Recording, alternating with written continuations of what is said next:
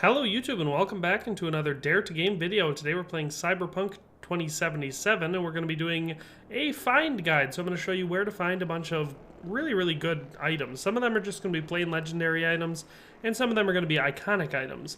And this is all before the heist mission. So anything in Act 1 before you do the heist, which we should all know if you've played the game at all. It only takes like 20 to 30 minutes if you're not really exploring to get to the heist. So you should know that that point is kind of a set point in the game, and it can be tough for some players. So it's good to go into that with some items. So this guide is going to show you exactly where you can find some really good items basically at the beginning of the game.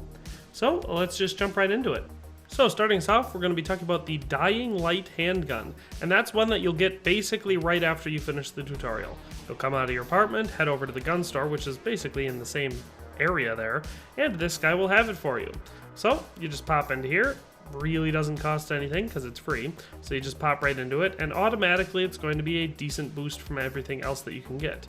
Now it's not legendary yet, but it is an iconic weapon and therefore can be upgraded. Starting off, it has stats of 65.3 DPS, which is not the best you can get, but definitely very good for the beginning of the game, so definitely grab this when you're going through. So this next one's another weapon, and it's the HJKE11 Yukimura, and there's actually two places you can get it, so I'll show you both. The first one is here during this mission. It's a gig, and it's Welcome to America, Comrade. So as you can see, I showed you where it is on the map, and when you're in here, you have to infiltrate to this dock. And there's a whole bunch of people. You can either go balls to the walls and just kill everyone, or sneak through. It doesn't really matter. In any case, you'll get to the back and you'll see this chest here, and inside is the Yukimura, which is a pretty dang good smart pistol, and like I said, it's legendary. So stat-wise, it's pretty dang good with 582.9 DPS, so actually very good for this point in the game. So this is the first spot you can get it. And there's actually another place you can get this very same gun, and it's going to be during the gig Many Ways to Skin a Cat, which is right here on the map. You can see I'm zooming in. And it's another one that's very straightforward. You have to get into this building and then force your way through this door, which is on the second story. And in this box, you'll find another of that same gun. It's the same one, legendary, and it'll be upgraded to have the same damage level. So just different places to get the same thing. And while on the topic of Many Ways to Skin a Cat, we have the JKE X2 Kenshin, which is another pistol. This one's a tech pistol. I actually really love this weapon. And this one will be found in that same location as the last one. It's right next to the door. There's this box. Inside the box, you'll find the Kenshin. Now, this is a decent gun, honestly, and when upgraded all the way, it has 563.1 DPS. That's 140 to 171 damage per shot, 3.57 attacks per second. So, very good handgun. I really like this one. It's definitely a lot of fun. Go get it. And still while we're on Many Ways to Skin a Cat, yet another legendary weapon. This one, same location. This one can be found in a wall safe next to this fridge-looking thing here, and it's the Crusher Shotgun. This one is a very good shotgun, especially if you like blowing people into bits. It's a power shotgun, so no special abilities, but 675 damage per second, making it really good. Just an all-around great weapon if you like blowing up your enemies like a savage. So this next one can be found during the gig Occupational Hazard, and this one is the first and only legendary sniper I've found during this portion of the game. So if you're playing for a sniper build, this is really the way to go. In any case, you're going to do this gig, you have to get in there, and you have to take out this Cyber Psycho. And on her, she'll have this sniper rifle. Now, I should say it's a power precision rifle, so it's a lot like a sniper rifle, but I actually like it more because of the quicker rate of fire. But in any case, when this one's upgraded, it'll have a 577.7 damage per second, that's 282 to 345 damage per shot, and 1.84 attacks per second, which is quite a bit faster than most sniper rifles. Honestly, and it deals quite a bit of thermal damage. It's just a great weapon overall. Not to mention super satisfying to use and, you know, all around just a fantastic thing to pick up. So definitely do Occupational Hazard, go over there, pick up this precision rifle. So this next one's actually an iconic weapon, and when you pick it up, it won't be legendary, but as an iconic weapon, it can be upgraded. This one, you can only get during the mission, the pickup, and basically you end up having to side with Militech. You gotta take out Royce, their boss. So that's what I'm doing on screen right now, and once you've taken him out, which is normally a hard fight, but I'm a very high level by this point because I ground everything in there. But anyway, once you kill him, you can take it off his body, along with a jacket, which is another legendary weapon, which I definitely recommend picking up. In any case, when you do pick it up, it's going to be uncommon, so you're going to have to upgrade it, but it does already have really good stats at 521.3 damage per second. Plus, it has this interesting thing where it randomizes different stats. So you get thermal, bleeding, burning, all this, you know, it's got all sorts of different damages that it'll do, making it very, very powerful. I actually use it quite a bit through my whole playthrough. But once you've upgraded it to Legendary, then it gets really good. Because then you've got 770.4 DPS, and then we've got, you know, that's 98 to 120 physical damage. I've put some, or there's with no modifiers, you got a 31.5% crit chance, 78.75% crit damage, 10% bleeding chance, 1.20 headshot damage multiplier, you know, and then once you spec it out with a bunch of extra stuff, it's even better. So definitely a good handgun to get, but you can only get it if you side with Militech and kill Royce. So this next item on the list is our last weapon, and this one's it's an iconic, but you can upgrade it to Legendary, and it's the Fenrir machine gun. This one is you'll get it when you do the Sacrum Profanum mission. It's right where I just showed you on that table. And starting off, it's got just really good stats.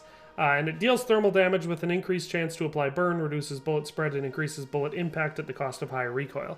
So it's got a lot of recoil. Pop a no recoil or vertical recoil mod on there and you're laughing. Thing's got ridiculous rate of fire and does quite a bit of damage when upgraded. So the next item on our list is a piece of clothing, a legendary outer garment one, and it's really good stats. So it can be found during Troublesome Neighbors, and right here where I showed you on the map. In this chest, you'll find it. It's the reflective metal weave nylon vest. You know, and it looks like you're a construction worker, but, you know, it's got 180 armor when you start off. And if you pop a bunch of armadillo slots in it, you've got 1,159 armor because it has 4 slots, which is the highest you can get. So definitely a good piece of armor.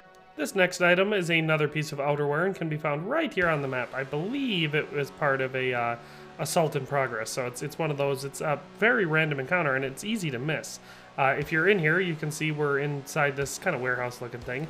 Back here in this room behind these crates, there's actually a chest. And in this chest, you'll find the elegant nanoweave yukata, I believe is how it's pronounced. A really nice and interesting looking piece of equipment. So we pop this bad boy on, and you can see it's, you know, already really got decent stats when it's not even upgraded. Plus it's got a very unique appearance, shiny, open, kind of, I don't know, very Eastern looking thing. But once we've upgraded it, then you're really laughing. Because then we're looking at 925.8 armor with, you know, 3 armadillo mods slotted at the purple level. So definitely a really cool and really interesting piece of armor to get. So this next piece of legendary armor is another one, and it can be found right here during the gig Flight of the Cheetah, when you gotta go rescue Huangbo. And it's the last one we're going to be showing for outerwear. So when you're in his apartment, it's not big, so it's really hard to miss this one. In this chest over here, you can see it's the Polycarbonate Western Fringe Vest. My personal favorite out of the 3 that we've just done. So you pop this bad boy on, and you can already see how stylish and cool it looks. And it already has decent stats, being over 200. Plus, we've got those awesome 4 armor slots. So when we slot in some armadillo mods, we're up at 1,159.7 armor. Pretty impressive and really cool looking. So our final item on this list is actually an under torso piece of armor, and you can find it right here doing the Troublesome Neighbors gig. So definitely a fun one to go to. So this one is the Abrasion Resistant Trickster dress shirt and can be found right here on this gang member. I don't remember which gang she's a part of, but you know, she's right here. And it's a decent piece of armor right off the bat, again, nearing that 200 stat mark. So when you pop this bad boy on and slap some armadillo mods in it, we're looking at 690.5 armor, making it just a fantastically great piece of armor that you can get. So that's the end of the list of all the cool legendary / iconic stuff that I found during this portion of the game, and I figured I'd share with you guys. It's obviously not going to be all-inclusive. There's probably a lot of other stuff. In fact, I know for a fact that I picked up at least one legendary melee weapon. Pretty sure it was a katana. Pretty sure I got it down from the Tiger Claw gang, you know, over by the shore over there. So, and they have a lot of katanas in general, so if you really want a legendary weapon, that's definitely a good place to go, or even just a really good melee weapon at this point in the game, and you don't want to buy it. And then obviously there's the disclaimer that there are quite a few legendary weapons if your level is high enough, and if you do all the missions, your level will get decently high. So you can always buy these things too. There's quite a few that you'll find at the various weapon shops and clothing shops that you'll be able to supplement here.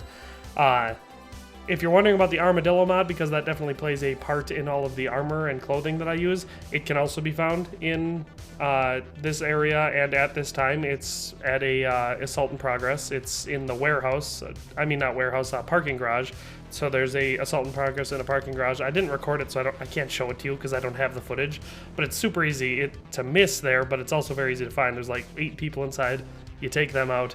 Right there on a stack, there's a chest. Armadillo mod crafting spec is there, and then you can craft it for practically nothing.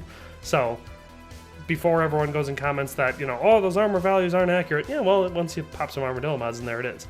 Also, I cannot verify that these items will be in the exact same place, exact same time, every single playthrough, because I've only tested it 3 different times. Each time with, twice with a guy, once with a girl.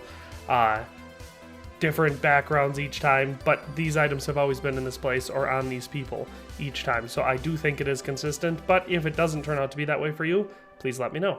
So with all that in mind, if there's any really cool ones that I've missed that you know where they are, definitely share that down in the comment section. You can help me and you can help anyone else watching this video.